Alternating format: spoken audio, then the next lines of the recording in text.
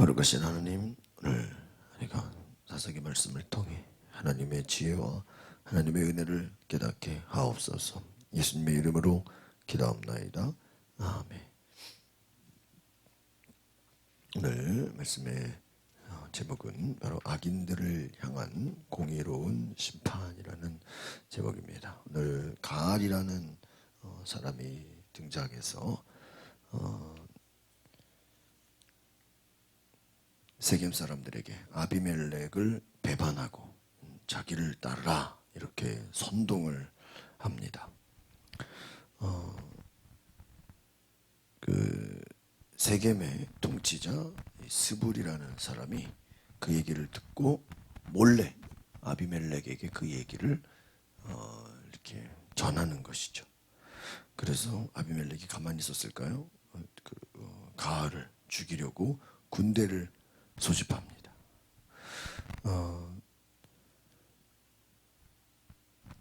자신이 죽이려고 했던, 자신이 스스로 높아지려고 했던 것이 이게 알려져서 이제 결국은 자신을 죽이러 사람들이 오는 것이죠. 아비멜렉이 군대를 매복시키고 가알이 나중에 이 군대와 싸우지만 결국은 패하게 되죠. 아비멜렉은 반역의 주동자 또 가알과 그 형제들을 세겜에서 추방합니다. 여기서 사용했던 방법이 바로 기드온이 사용했던 이 매복 전략이었다라는 것입니다. 그리고 세겜 사람들을 죽이고 소금을 뿌리고 어떤 자신을 반역하려고 했던 그 지역에 어떤 복수를 하는 것들을 보게 됩니다. 기드온의 아들 70명을 죽이는 그러한 어떻게 보면 잔인한 일을 했던 사람이 아비멜렉인데, 이 모든 것들 바로 결국은 자신도 어려움을 겪게 되는 것이죠.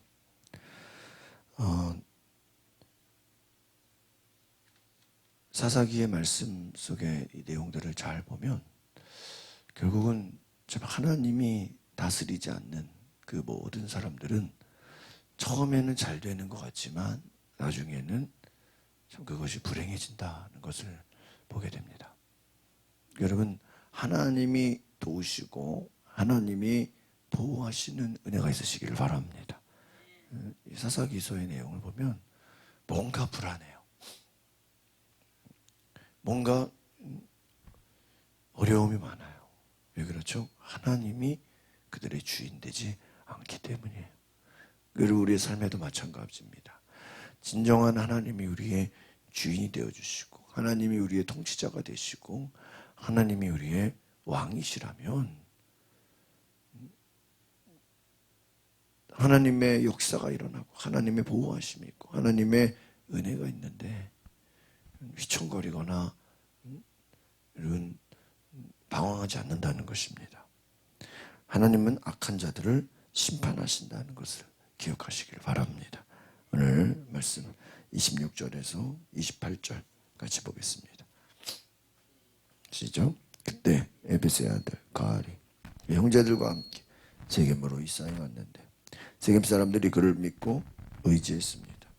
그들은 들판으로 나가서 포도밭에 포도를 줍고 발로 밟아 싸서 잔치를 벌였습니다. 그들은 신전에 음식을 먹고 마시고 아비멜렉을 저주했습니다. 그러자 에베스의 아들 가알이 말했습니다. 아비멜렉이 누구며 세겜이 누구인데 우리가 섬겨야 합니까? 그가 여룻바알의 아들이 아닙니까? 그의 부하는 스불이 아닙니까? 차라리 세겜의 아버지 하몰의 후손을 섬겨야 하는 것이 낫지 않겠습니까? 우리가 왜 그를 섬겨야 합니까? 이렇게. 이 가알이 이제 스스로 교만해진 것이죠. 우리가 왜 섬겨야 합니까? 스불이 아닙니까? 우리가 왜 그를 섬겨야 합니까? 그들이 모여서 27절의 말씀처럼 음식을 먹고 아비멜렉을 저주했다. 이 가알은 자기 스스로 높여지기를 원했고요. 자기 스스로 교만해졌다는 것입니다. 사람들이 자기를 믿고 의지하니까 금방 높아졌어요. 그래서 우리가 아비멜렉을 죽이자. 29절 30절 같이 보겠습니다. 시작. 이 백성들이 나를 섬긴다. 제가 아비멜렉을 없애버릴 거예요. 그러고는 그가 아비멜렉에게 내 군대를 더욱 강하게 한번 나와봐라 라고 말했습니다. 그 성읍의 통치자인 스불은 에베스의 아들 가알이 한 말을 듣고 뭐예요? 크게 화를 냈습니다. 그러니까 교만해진 결과가 뭐예요? 싸우고자 한다는 거예요. 여러분, 교만한 사람은 뭐 하게 돼 있어요? 싸우게 돼 있어요. 싸우게 돼. 내 군대를 강하게 한번 나와봐라. 여러분, 자기 힘으로 싸운다는 건 굉장히 어떻게 보면 어리석은 자. 그러니까 이 가알이라는 사람은요, 스스로 교만해져서 싸우려고 했던. 그런데 이것을 듣고 어떻게 합니까? 스볼이 그대로 밤중에 이것을 다 쳐들어오라고 다 비밀을 알려버리죠. 31절로 33절 보겠습니다. 시작. 그는 비밀리 아비멜렉에게 신하를 보내 말했습니다. 보십시오. 에베스의 아들 가알과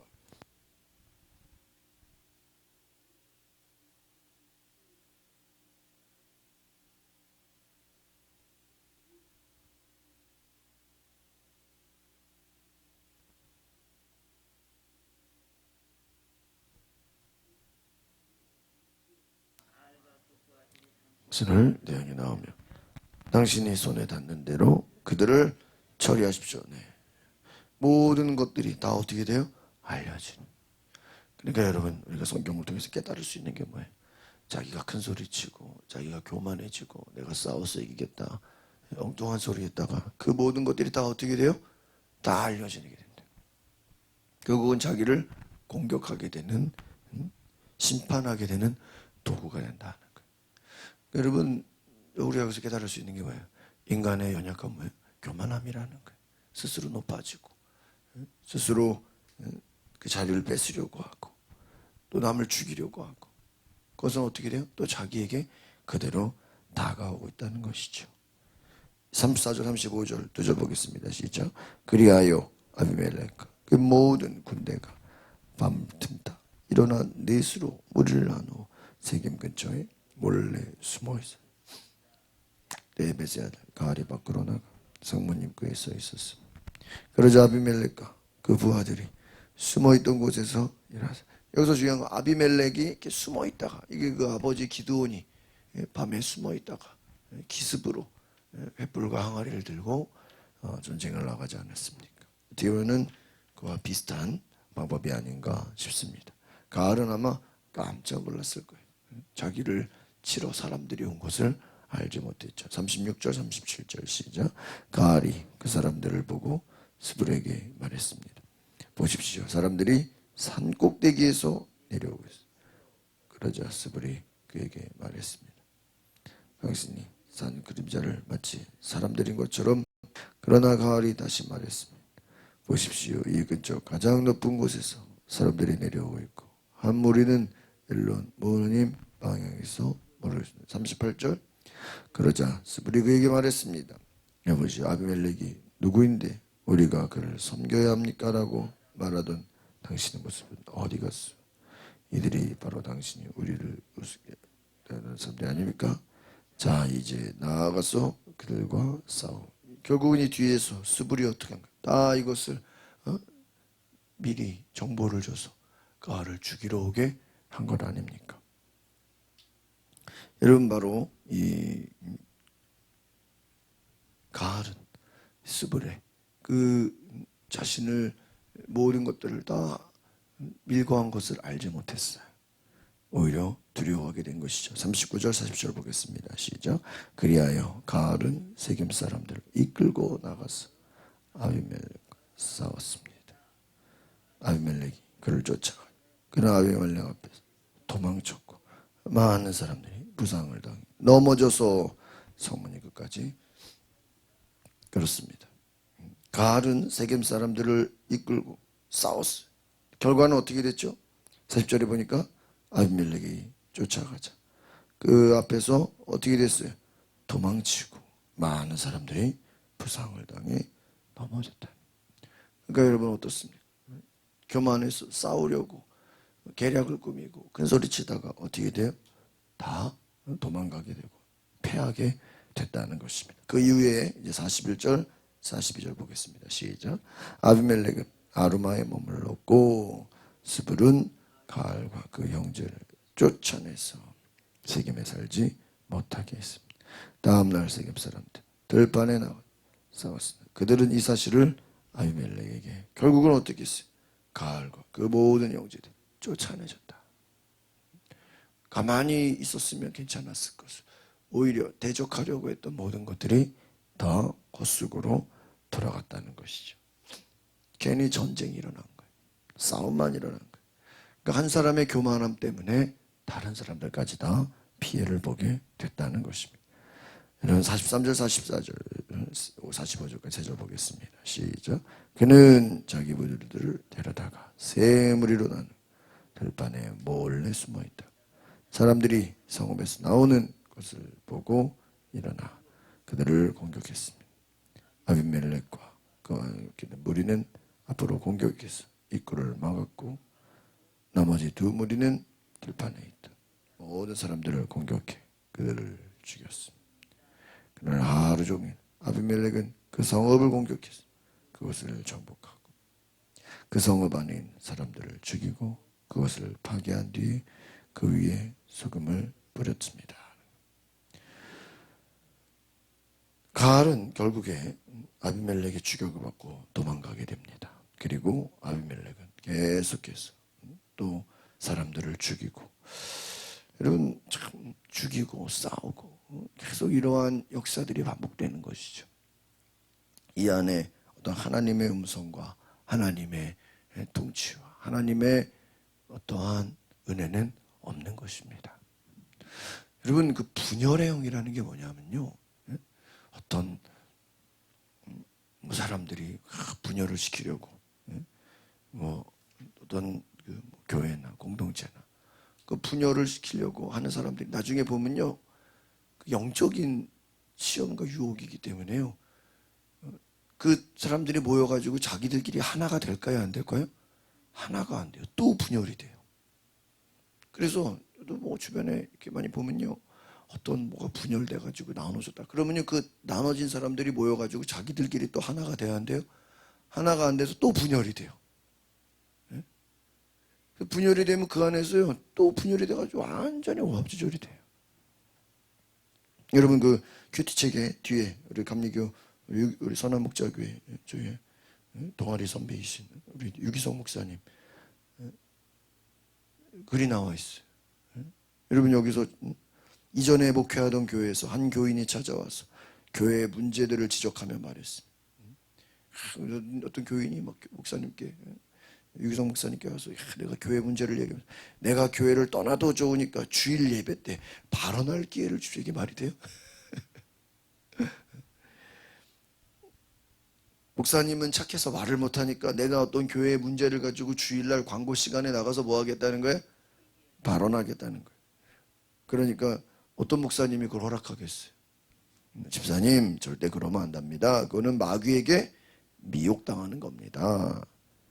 집사님도 상처받고 마귀가 교회에서 춤추게 됩니다. 결국은 고집을 꺾지 않고 교회를 떠났다.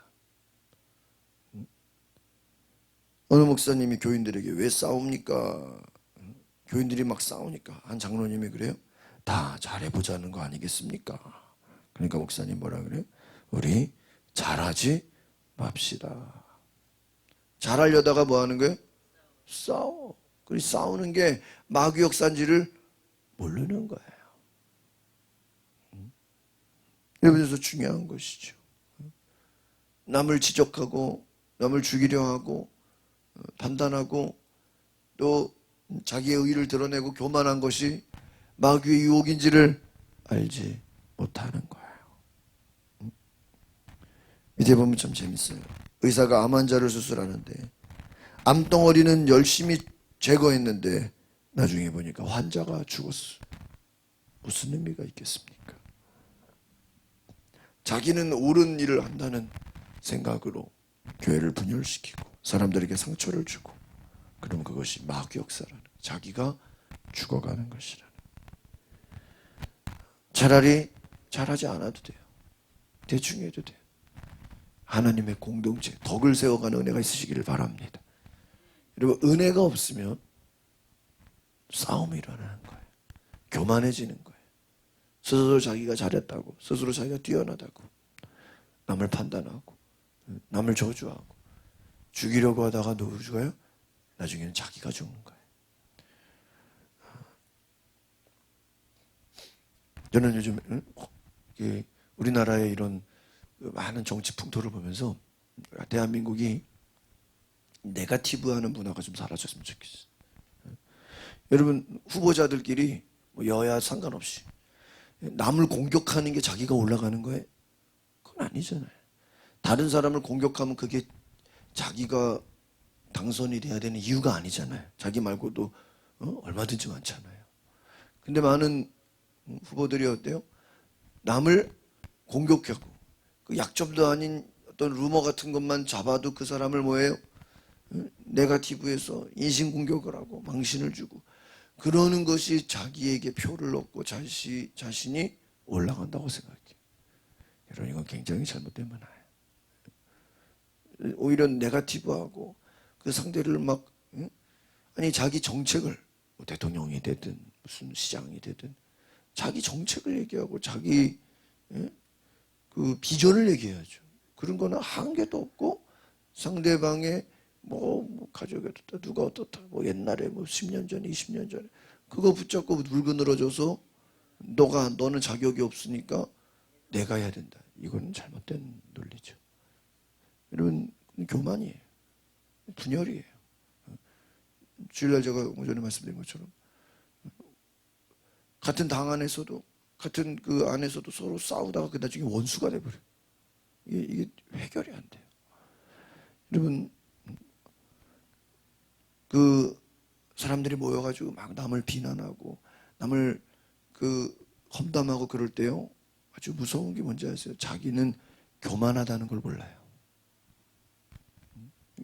그렇잖아요. 다른 사람을 막 비판하고 욕할 때는 어때요? 자신은 잘못이 없는 거예요. 여러분, 이게 얼마나 무서운 것인지 알아야셔야 돼요.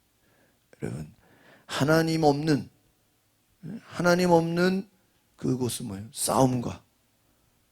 여러분, 우리가 왜 전도해야 됩니까?